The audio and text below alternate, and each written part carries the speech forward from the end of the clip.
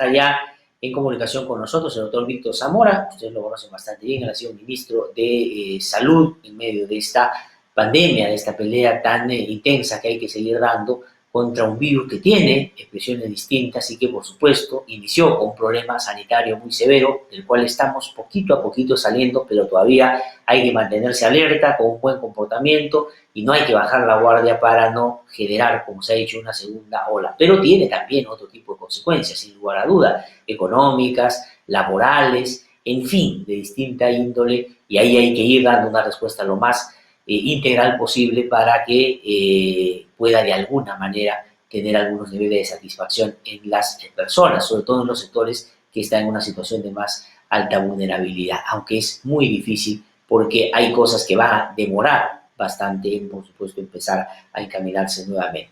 Doctor Víctor Zamora, qué gusto saludarlo, muy buenos días, muchísimas gracias por atendernos.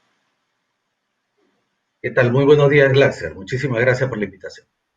No, al contrario, muchas gracias por atendernos. Ya se ha iniciado, o está, digamos, iniciándose de a pocos, lo que el gobierno ha llamado la cuarta fase de la reactivación económica, que va a incorporar, solamente para que quienes nos están siguiendo puedan tener claridad en qué tipo de actividades van a empezar a desarrollarse ya. Por ejemplo, viajes internacionales a algunos países, algunas, digamos, actividades que van a requerir de participación en reuniones en determinados aforos, por supuesto, limitados, acotados, en fin, hay varias cosas que ya son en un momento en el que el Estado dice, ahora sí se puede, que inicialmente se dijo que iban a hacer pues hacia el final, ¿no? Doctor Zamora, ¿ha ido bien el gobierno en la manera como ha ido incorporando, reactivando estas actividades versus los resultados en materia de atención a la salud pública que se han venido generando ya? Estamos en el ámbito sanitario, las cifras lo dicen, mejor. Pero ¿cómo hay que tomar ese dato, doctor Zamora? Hay que decir, bueno, ya estamos bastante bien, no se están llenando los hospitales, las unidades de cuidado intensivo están un poco más holgadas y por lo tanto ya no es tan complicado. ¿Cuál debería ser la actitud? ¿Cómo leer esta información? Bueno, Glaxer, muy importante tu pregunta porque nos encontramos nuevamente ante una situación de alta incertidumbre.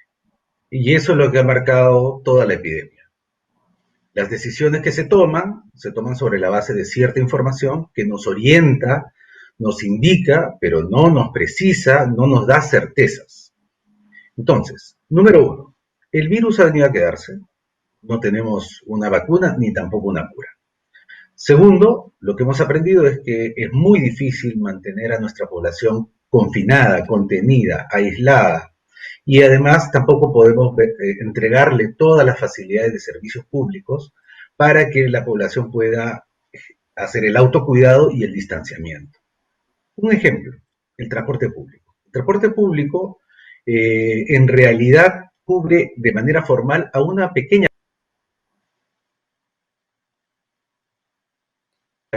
de público y de la mayor parte son transportes informales que no ofrecen seguridad.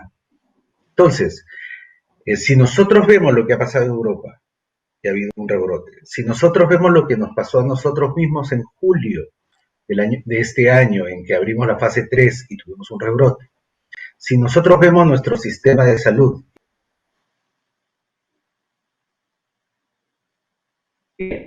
la decisión que se ha tomado hay que hacerla con mucha cautela, con acompañamiento, con facilitar a las personas tener cuidado sobre su salud. Me refiero, por ejemplo, al reparto de mascarillas. Nosotros en la primera fase repartimos 10 millones de mascarillas.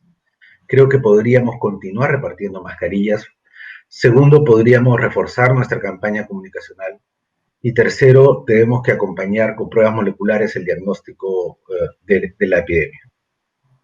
Doctor Zamora, mil disculpas por el impasse que hemos tenido, pero espero que ahora la conexión sea lo suficientemente fuerte para poder sostener esta conversación. Y le preguntaba sobre, claro, cómo manejarse en ámbitos de nuestra vida cotidiana que están marcados centralmente por la informalidad. ¿Qué actividades cree usted que tienen que ya empezar a producirse de cara a que esto va a ser, si no lo es hasta ahora ya, masivo en varias otras actividades también? Claxer, bueno, sí tuvimos un pequeño inconveniente con la conectividad, pero creo que en la primera fase decía que nosotros teníamos varios países, ¿no? Varias realidades. En algunos lugares la epidemia ya nos dejó hace algunos meses, por ejemplo Loreto. En algunos lugares la epidemia sigue todavía vigente, como el caso del sur del Perú, Moquegua, Tacna, son los últimos remanentes de una epidemia aún viva. En la ciudad de Lima ha tenido un comportamiento distinto, ya sea en las zonas mesocráticas y distinto en las zonas de los más populosos, de los distritos más populosos. San Juan de Lurigancho ciertamente ha sido el más golpeado y el distrito de La Molina el menos golpeado. Por lo tanto, los recaudos que debamos tener para que no continuar con esto tienen que tener en consideraciones las realidades microlocales, las realidades territoriales. De ahí la importancia de que las direcciones de salud, los centros de salud, se reactiven y entre otras actividades le pongan mucho énfasis a las pruebas moleculares para hacer el seguimiento de los casos cuando esto se presenta. De acuerdo, y entonces, siendo ese el esquema que hay que seguir, ¿cómo es que se puede de alguna manera hacer dialogar con eso que ya está pasando en algunas regiones donde también se está bajando un poco la guardia? Usted mencionó el caso, por ejemplo, de Loreto, ¿no? Y en particular en Iquitos. Ahí, si uno evalúa el comportamiento de la población, es ya con menos cuidado y menos rigor en el cuidado que tenían al comienzo cuando se sabía que la pandemia estaba impactando de manera muy severa. Inclusive se ha dicho, y quisiera preguntarle por la experiencia que tiene sobre eso también, que ahí se ha producido ya lo que se llama la inmunidad de rebaño, es decir, ya la mayor cantidad de la gente, por encima del 60-70%, ha tenido contacto con el virus, por lo tanto es menos nocivo ya ahora en las personas y por eso los niveles de atención han disminuido de manera significativa. ¿Esto es así y por qué se produce y cuánto hay que esperar de eso antes de que llegue la vacuna? O eso puede ser el elemento que, si no entendemos bien y distorsionamos, puede terminar haciendo bajar la guardia y más bien generar una segunda ola, como se ha dicho. Mira, Glaxer, bueno, tenemos todavía algunos problemas de comunicación, pero lo que he entendido es en realidad de tu pregunta tiene dos aspectos. Uno primero, que todavía nos movemos en altos niveles de incertidumbre. Muchos colegas, algunos colegas míos se han salido a decir acerca de la inmunidad de rebaño. En realidad, no tenemos certeza sobre cuál es el nivel de contagio que debemos alcanzar en esta enfermedad para decir que hemos adquirido la inmunidad de rebaño. Intuitivamente, y con los datos que tenemos, como por ejemplo en Loreto, donde el último reporte de prevalencia sale que 7 a 8 personas de la ciudad de Iquitos y ya contrajeron la enfermedad, eso significa que tenemos poquísimas personas que todavía son susceptibles a la misma. En cambio, en Lima, 1 de cada 4 personas ha tenido ya la enfermedad, según los estudios que tenemos, según la data que tenemos, por lo tanto, el nivel de susceptibles es mayor, 3 de cada 4. Por lo tanto, el virus todavía tiene dónde distribuirse. Entonces, Sí. eso es número uno. No sabemos todavía cuál es el nivel que debemos alcanzar para saber si estamos protegidos por el propio comportamiento natural de la enfermedad. Uno segundo es la vacuna. Imaginémonos que nosotros tenemos la vacuna y empezamos mañana. La población que vamos a vacunar es a la población básicamente de primera línea y a la población susceptible. Sin embargo, la población menor de 18 años no va a ser vacunada y el virus va a estar circulando en esa población, a la que no tiene tanto impacto sanitario, pero va a estar circulando. El virus va a estar presente con nosotros por mucho tiempo. Entonces, no nos queda más que continuar con nuestras actividades de autocuidado, mascarilla, lavado de manos, distanciamiento en la medida de lo posible, en una sociedad tan precaria como la nuestra, y seguir mejorando el servicio de salud. Y en el caso del camino que se ha iniciado para poder ubicarnos de mejor manera en la obtención o la consecución de la vacuna, que es tan importante y usted lo acaba de mencionar, ¿cree usted que se están dando los pasos correctos? Porque se ha, por ejemplo, ya advertido de que en unos días, que van a ser pocos, se va a hacer un pago adelantado al COVAX Facility, por ejemplo, de cara a poder obtener ahí, ojalá en un primer momento, las vacunas. Las pruebas que se están haciendo, los ensayos que se están haciendo en el Perú de algunas empresas farmacéuticas, va a ponernos en mejor pie para poder conseguir de manera más temprana la vacuna.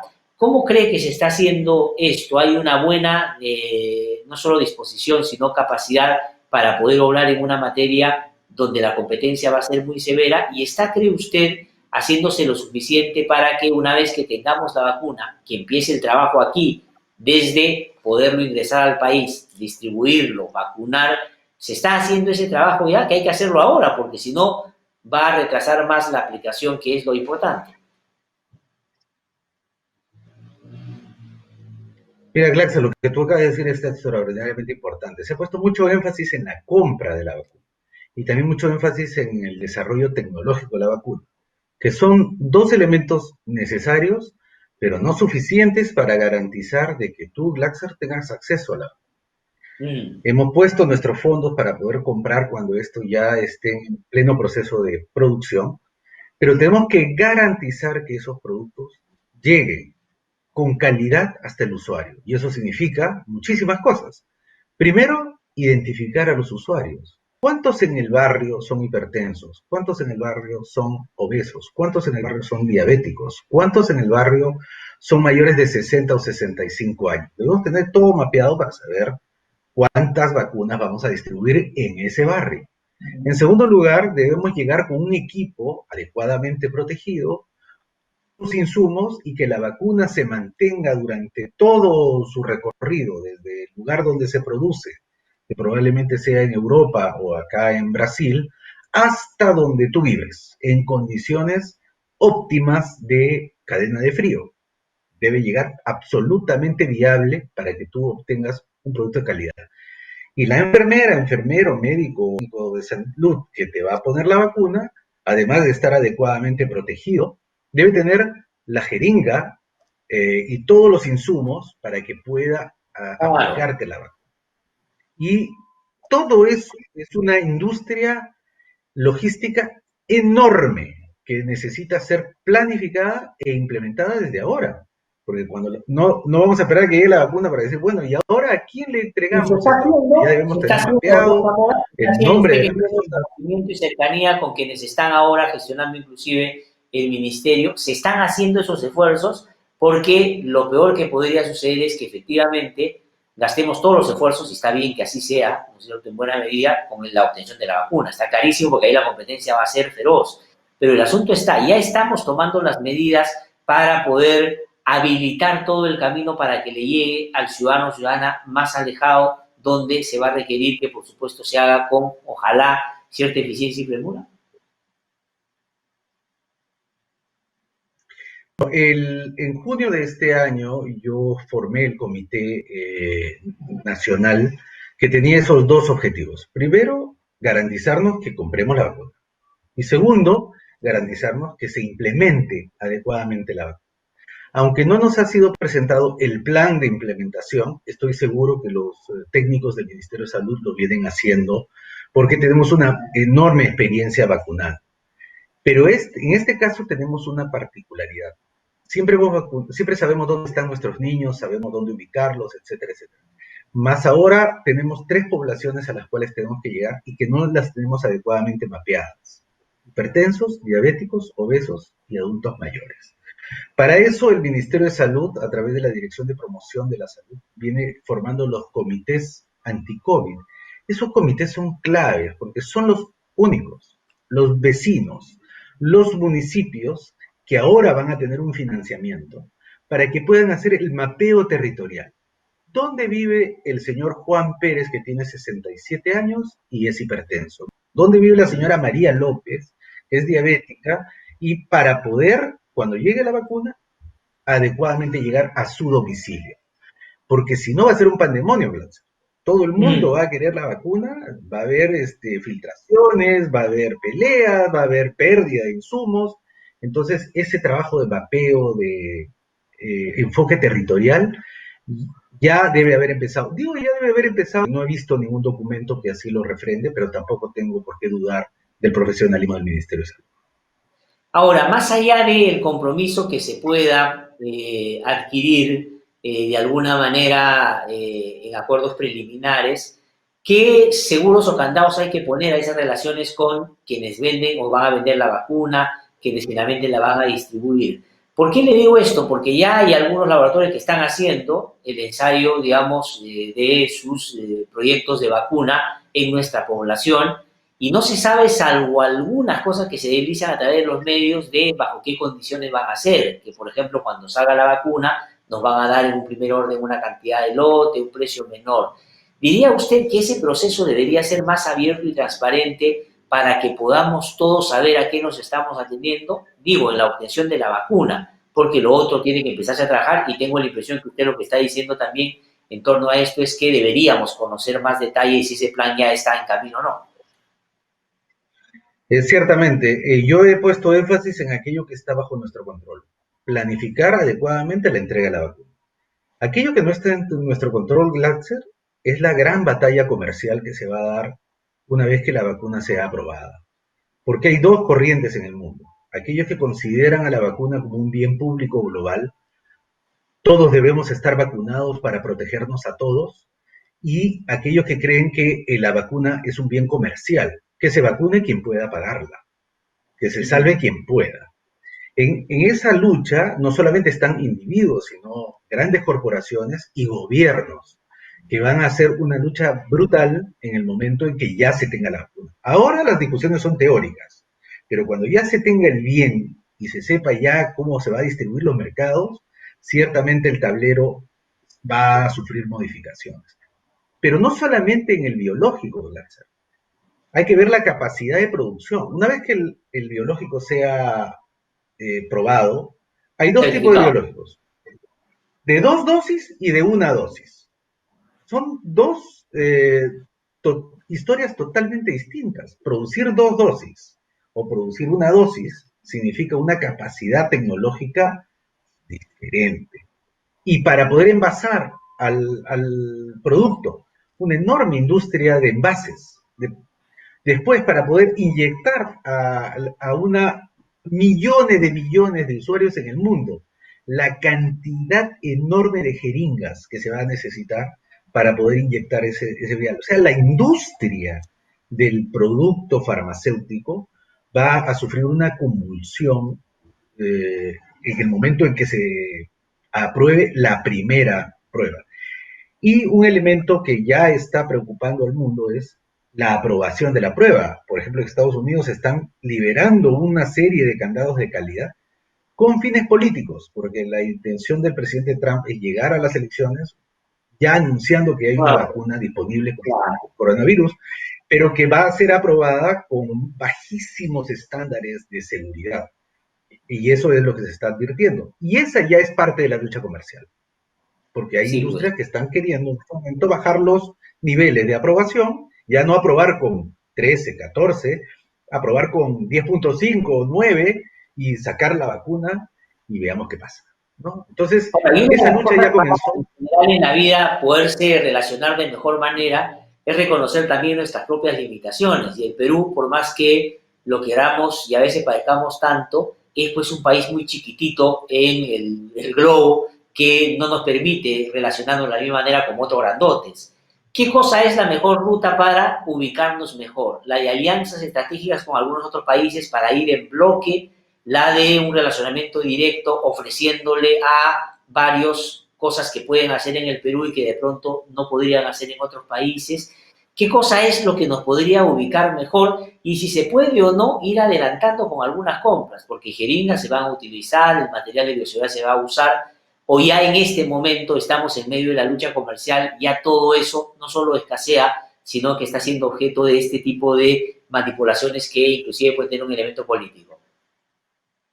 Glatzel, mire, yo creo que el Perú ha tomado una ruta adecuada que es la diversificación. Estamos apostando para juntarnos con una serie de países para juntar la plata para comprar, porque somos un país pequeño, entonces compramos para 5 millones de personas, pero si nos juntamos con la India, que compra para 100 millones de personas, nos va a salir mejor esa compra. Ah, En segundo lugar, también estamos apostando a alianzas bilaterales con las industrias que producen la vacuna. Las industrias están usando al Perú por su altísimo nivel de contagio como lugar donde se está probando esta vacuna y el costo de esa transacción es que nos van a dar una determinada cantidad de vacunas a precio, digamos, a un mejor precio que el que sería el del mercado, nos darían prioridad en la compra. Esas son las dos estrategias y hay una tercera que no se ha informado totalmente, pero en la diversificación no de cerrar las puertas a vacunas del mundo alternativo.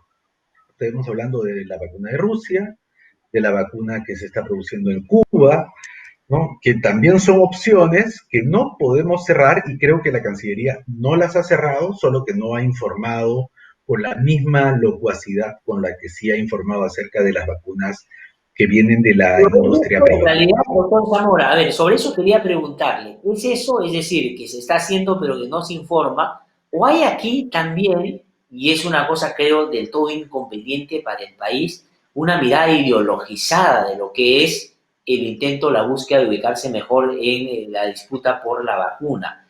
Porque Rusia, Cuba u otras que si producen, ¿por qué no tenerlas en la lista de aquellos con los que vamos a relacionarnos para poderlo comprar si hemos podido comprarle a China, a Estados Unidos, a otros países también? O sea, es decir, es que no estamos en tratativas con ellos o no se quiere decir porque les da un poco como de miedo afrontar la crítica que hay en torno a por qué a este o por qué al otro. Bueno, yo no quisiera, no milito en la idea de que esta sea una lucha ideologizada debido a que China está justamente uno de los países con los cuales más activamente estamos tratando en relación con la vacuna. Esta es una expresión de la lucha comercial, ¿no? Hay varios interviniendo y no lo hacen solamente desde el punto de vista de la ciencia, también lo hacen desde el punto de vista de las ganancias que este negocio va a generar en el momento de las ventas. En segundo lugar, Glaxer, hay un altísimo nivel de incertidumbre porque todavía no sabemos el impacto que la vacuna va a tener en el ser humano. No sabemos cuánto tiempo va a proteger. Por ejemplo, el incentivo para la industria, si uno pone una vacuna que va a proteger toda la vida, es menor a que si esta vacuna protege para 6 meses. Porque dentro de 6 meses Glaxer va a requerir una Pues, nueva nada, dosis. Y es dentro un de 6 meses negocio. va a requerir una nueva dosis. Entonces, ahí sí hay un negocio, porque voy a tener que producir cada cierto tiempo y los países van a tener que comprar para seguir inmunizando a su población vulnerable. Entonces, un tercer elemento, y yendo a la segunda parte de tu pregunta, ¿podemos ir adelantando en algo? Pero por supuesto, los equipos de protección personal. Nuestras enfermeras no van a salir a vacunar desprotegidas y van a salir miles de enfermeras a vacunar, a empadronar también los comités locales, van a salir a empadronar a los abuelitos, a los hipertensos, a los diabéticos. Hay que diagnosticarlos con cierta temporalidad. Entonces, todo eso es una operación que está bajo nuestro control. No dependemos de la vacuna. De lo único que dependemos de todo ese arsenal, por ejemplo, es si la vacuna, por ejemplo la de Johnson y Johnson, tiene que estar a menos 70 grados, casi hasta antes de que te tengan que inyectar la vacuna. Llevar una vacuna a menos 70 grados hasta tu domicilio significa una logística totalmente distinta a otra vacuna que no la necesita. Después, tenemos la vacuna de China, que son dos vacunas, son dos dosis. En cambio, la vacuna de Johnson Johnson es una sola dosis. Entonces, solamente ese cambio significa que voy a tener que comprar 2 jeringas en el primer caso o una jeringa en el segundo caso. Y tampoco sabemos qué tamaño jeringa. Todavía no lo sabemos. Hay cosas que ya podemos hacer y hay cosas que todavía tenemos que esperar, pero tenemos que hacer un seguimiento muy pegado a la evolución de estas epidemias, de De estas acuerdo. vacunas, y creo. Sí, tengo, doctor Zamora, lamentablemente que terminar, pero quería preguntarle lo siguiente. ¿Hay alguna experiencia que el Perú haya tenido, no en el impacto de la pandemia, que digamos ha sido muy severa esta, pero a lo que voy es de distribución y de vacunación que pueda tomarse como referente para lo que va a ser esta, o esta es una cosa no antes vista en el país por las características que usted acaba de decir, por ejemplo? Porque usted dice, hay otras vacunas que no requieren ese tipo de condiciones de 70 bajo cero, pero esta sí. ¿Hay alguna que se aproxime a lo que en el Perú hemos hecho en los últimos años? Ciertamente. El Perú, nosotros distribuimos 14 vacunas que protegen contra 21 enfermedades en el Perú. Somos el país que más vacuna a su población y que mejores coberturas tiene en América Latina. O sea, partimos con una fortaleza de nuestro programa de vacunaciones, de una gran experiencia, un gran conocimiento, bastante bien conectados en todo el país. Ya hemos hecho grandes campañas masivas. De hecho, no hemos sido impactados ni por ni por el resurgimiento de la polio ni del sarampión que ha pasado en América Latina por esa experiencia. Esa experiencia es la que tenemos que usar para adecuarla a la nueva vacuna. Y creo que sí lo podemos hacer si lo hacemos con tiempo. De acuerdo, el tiempo es fundamental. Doctor Víctor Zamora, le agradezco muchísimo por haber conversado con nosotros esta mañana, interesante, porque esos son los escenarios en los que ya tenemos que ponernos para que no terminemos obteniendo o dando el primer paso, pero los 3 siguientes hacerlos a un tiempo distinto, y eso nos va a hacer sumamente perjudicial. Muchísimas gracias, doctor Zamora, por conversar con nosotros. Muy amable. Muchísimas gracias a ti y a la orden. Que le vaya muy bien. Ha sido Víctor Zamora entonces que ha conversado con nosotros. Hemos terminado ya el programa. Espero que haya sido de su interés. Dios mediante, nos encontramos el día de mañana a las 7 en punto aquí en No Derecho. Tenga un buen día. Suscríbete a nuestro canal de YouTube. Búscanos como IDL Radio y activa las notificaciones para ver No Hay Derecho en vivo.